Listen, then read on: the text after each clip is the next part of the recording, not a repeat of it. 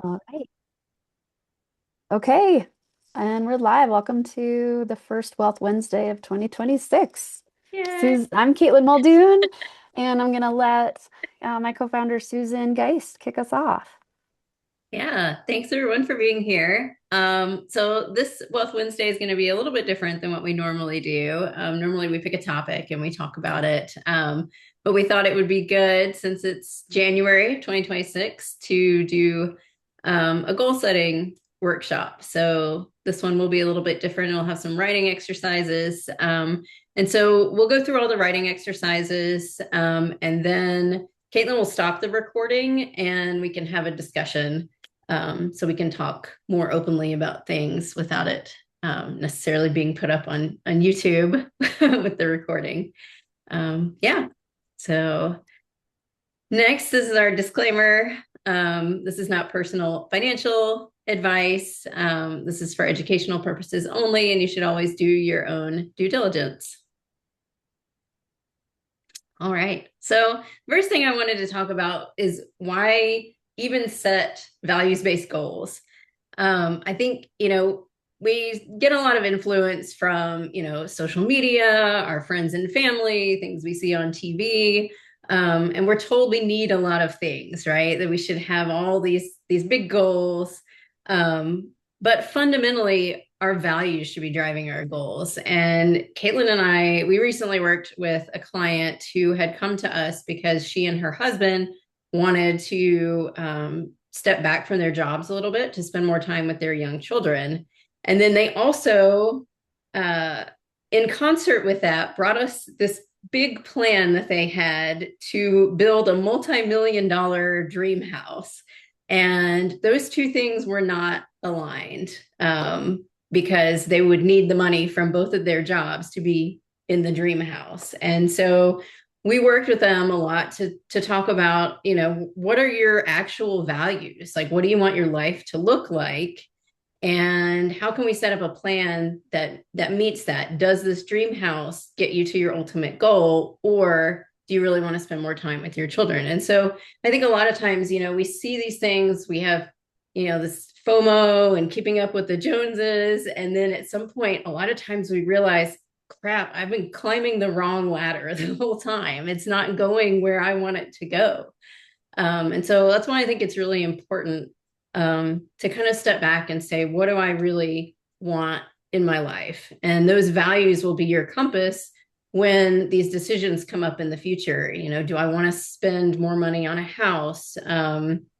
Do I want to take this promotion at work? Or, do I want to be in a position where I can just work part time or be self employed? What actually fits the values that I'm trying to set for myself in my life?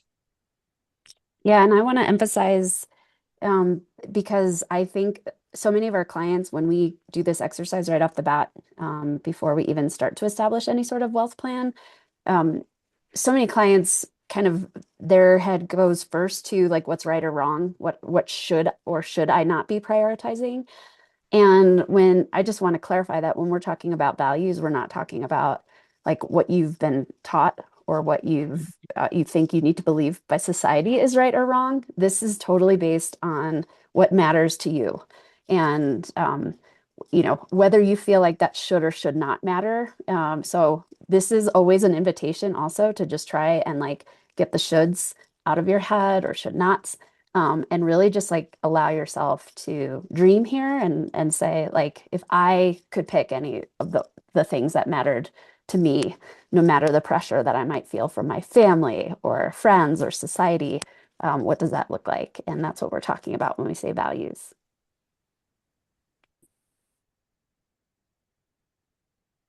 All right. So let's start off and do a little bit of writing. We're first going to reflect on this past year, and really hone in on what felt meaningful and energizing, what you're proud of accomplishing or navigating, and what do you want more of in your life going forward. So let's just quickly take 2 minutes and do a little bit of writing around that.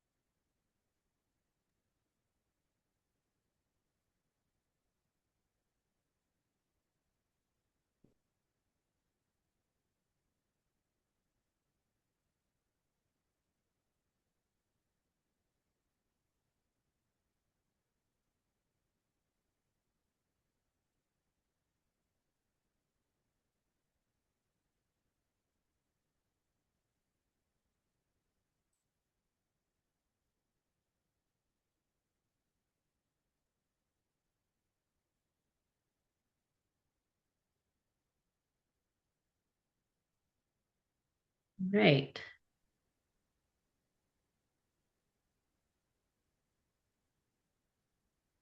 Now we'll move into the here and now.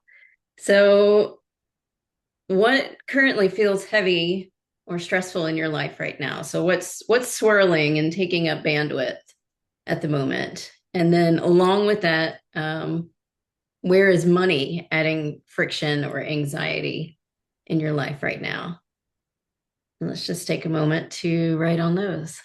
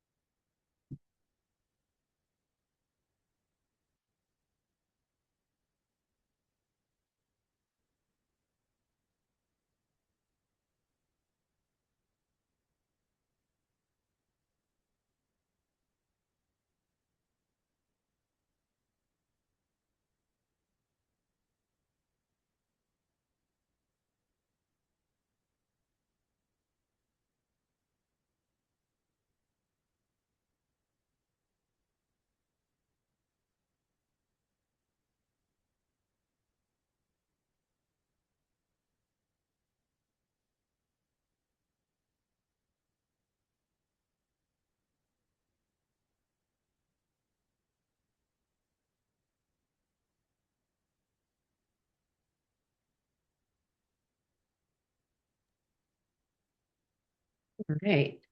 That was interesting for me to list out the things that, currently feel stressful to me and realize how many of them have money as a component of them in some weird way or another.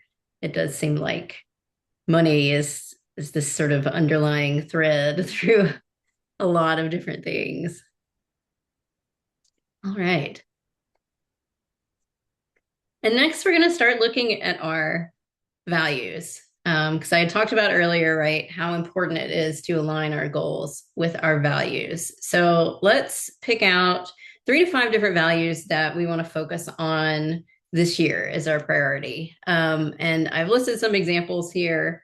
So freedom, family, adventure, health, faith, simplicity, security, creativity, stability, presence, generosity, community, etc. And then out of those 3 to 5 values, go ahead and identify which one feels most underrepresented in your life right now. So let's just take a minute for this.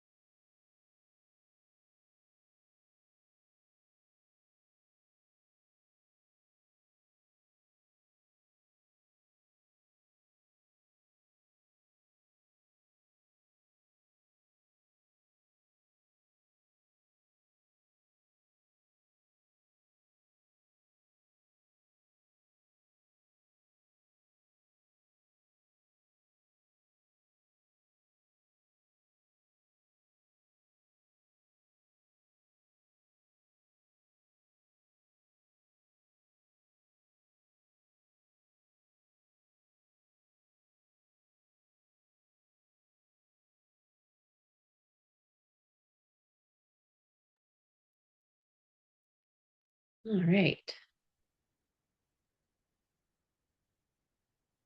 And so next, we're going to start using these values.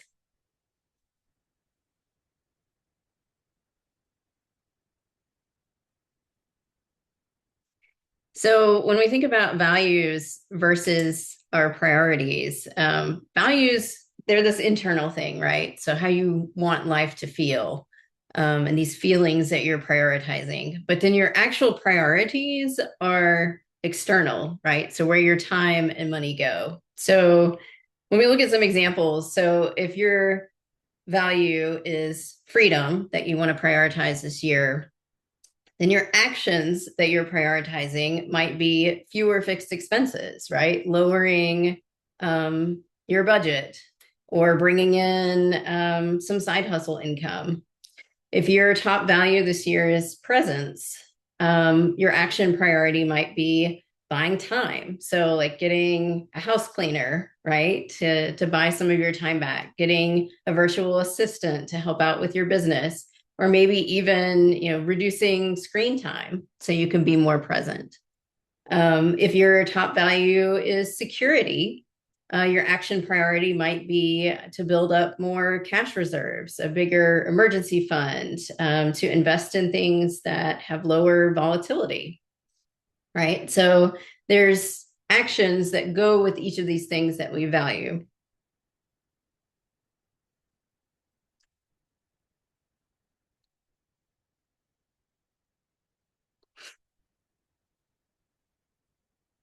And then on the next slide,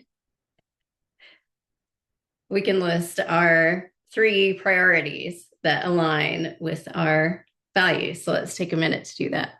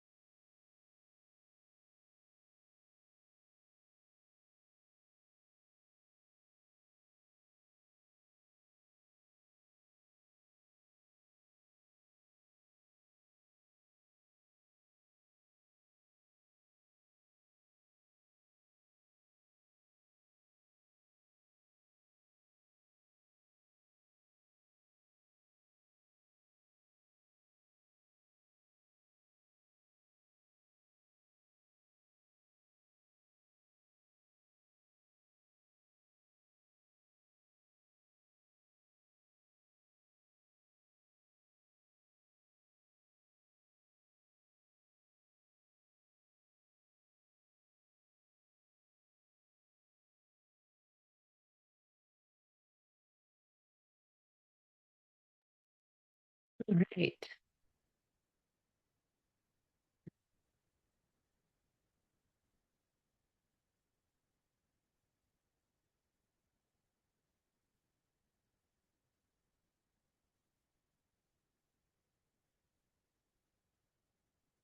So now we'll get into the meat of it, right? Our actual financial goals for 2026. And it really helps to make smart goals. I struggle with this a little bit myself too, but smart goals are specific, measurable, achievable, relevant, and time bound. So they really give you um, some boundaries to achieve a particular goal versus being very vague, like I want to be nice to people this year, something like that, right? Um, so we can go ahead and fill this out. In 2026, I want to increase, stabilize, reduce, whatever financially, save or invest, spend intentionally on, and create more ease by, and you can fill out any or all of these that you want that you feel like pertain to you. Um, but definitely keep your values in mind when you're thinking about these. So let's take a minute and do this.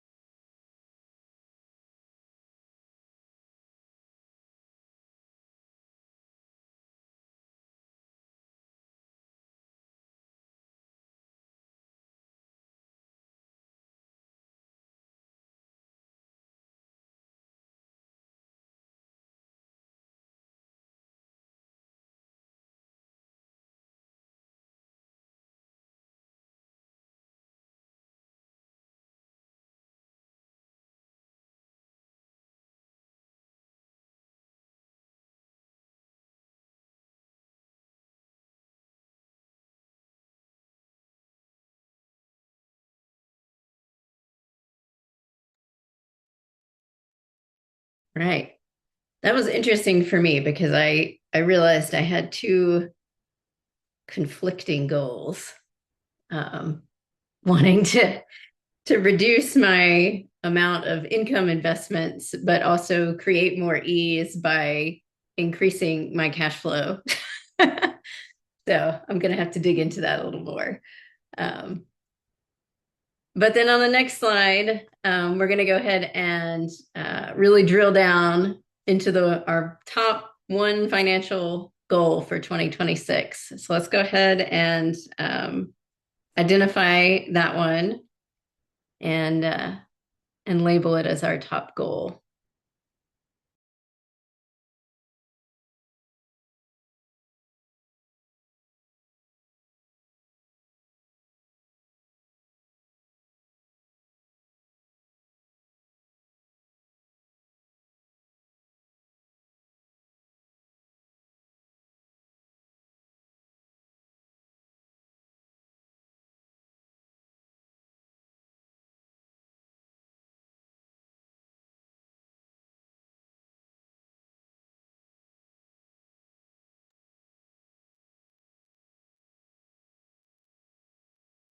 All right.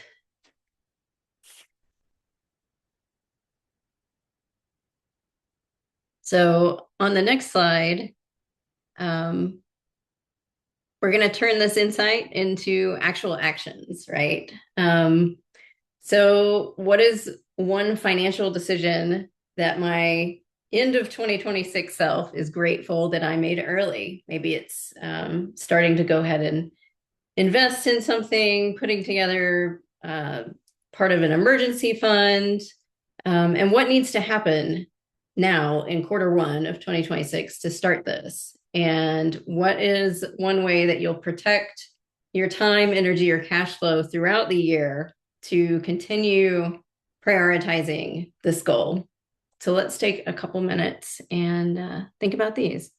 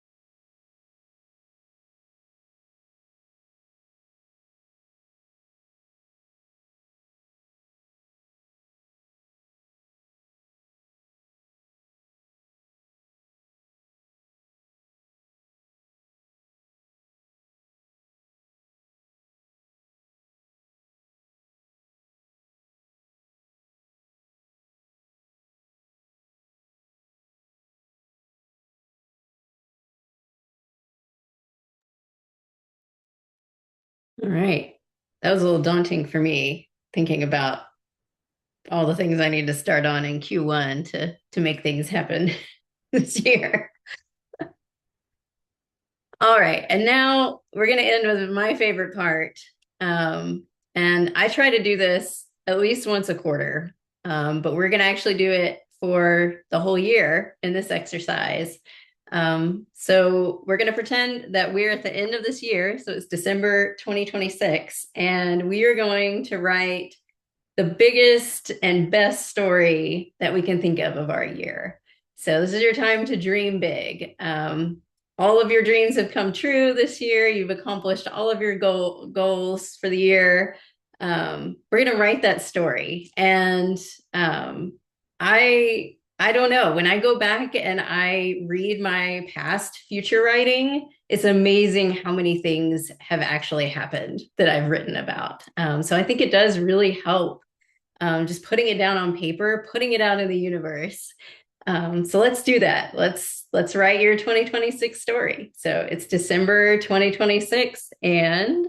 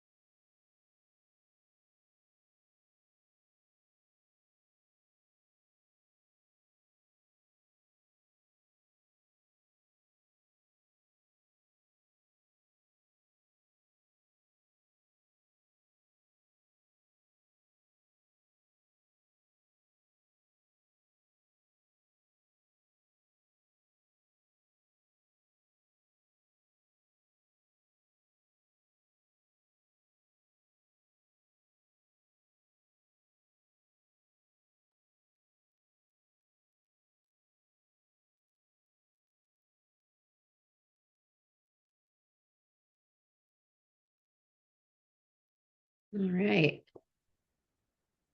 I look forward to seeing all of your amazing years now. So moving forward, so as we move through life, right, our goals change, our situations change, but we can always come back to these values to guide our decisions, our recalibrations. So, for instance, maybe you've identified um, time freedom as one of your values, and you're offered a position at work that's going to pay $50,000 more, but you're going to be working 80-hour weeks instead of 40-hour weeks. That's an example of a time when you can go back to your values framework and say, oh, well, maybe this doesn't fit in with what I identified for my values, right? So maybe this promotion isn't the right step for me right now. So that's an example of how we can use our values to guide all of these decisions that come up in the future. And you may value, say, stability, right? And so investing in something like an ETF index fund, right, that's less risky is good for you. And then someone comes up and says, "Oh, well, I have this new restaurant I'd like you to invest in." And then you can go back to your goals and say, "Oh, well, stability is really important to me, and I think this investment is too risky for that value that I have." And so that's another way where our values can continue guiding us when different opportunities come up. So it's really important to just be aware of that alignment and get a little bit more clarity so we can eventually create this life that we want to live. And then I'll briefly talk about Rising from Wealth. So we do work with women on creating wealth plans that work for them, how they can work with their money and their careers and side hustles and tax strategies to come up with the life that uh, creates those values that they wanted to live, and rather than a traditional financial planner that usually is just wanting to make money for themselves, and they've kind of got their eye on, oh, how can I get as much of this person's money for myself. Caitlin and I really work hard with women on what they want, right? Do they want more time with their children? Do they want time freedom? Do they want to move up in their careers? And how can we do that in the best way financially, using tax optimization also, but really keeping a focus on those values the whole time. Caitlin, do you have anything you'd like to add? Yeah, I think you touched on this, but one of the differences that we really focus on is not just an optimization of income and investing, but really diving deep into what it is that our clients want out of life. Because constantly maximizing your income and your net wealth doesn't achieve goals necessarily if those goals are about trying to live a really fulfilling life. And um, Susan and I are both in a stage where we're like really more transitioned to our withdrawal strategy rather than our build strategy. So we can speak from experience in terms of how it can be hard to make that transition. Just really getting away from our habits of, we need to be spending and saving and living within these certain standards, and transitioning to a life where we're like, you know what, this is the reason that we went through our build phase, and this is the reason that we were saving. And I think that that can be applied to people, whether they're in this transition where they are like fully transitioning to a more of a withdrawal strategy in their finances, or if they're getting to a point where they're saying, you know what, my career isn't doing what it used to do for me, and I'm realizing that I have other priorities in my life. I'm not ready to step away from my career entirely, but how do I make more room for other priorities in my life? And what does that mean if I want to, have less income, or not necessarily want to, but if it means I'm going to have less income, what does that mean for the rest of my life? So I think, that's a kind of a different tone than what you hear from the typical financial advisor who's all about, how do we just keep growing and growing and growing? And a lot of that is because most pricing models are based on how many assets an advisor can manage and being able to take a cut from that. Our focus is really about your priorities and everybody's individualized wealth plan that's based on their values. Yeah. And so this QR code allows you to book a free strategy call with us, and we can tell you more about what we offer and whether it's a good fit. And with that, we'll stop the recording and then we can open it up for discussion. You guys want to talk about your goals for 2026? Thank you, Susan.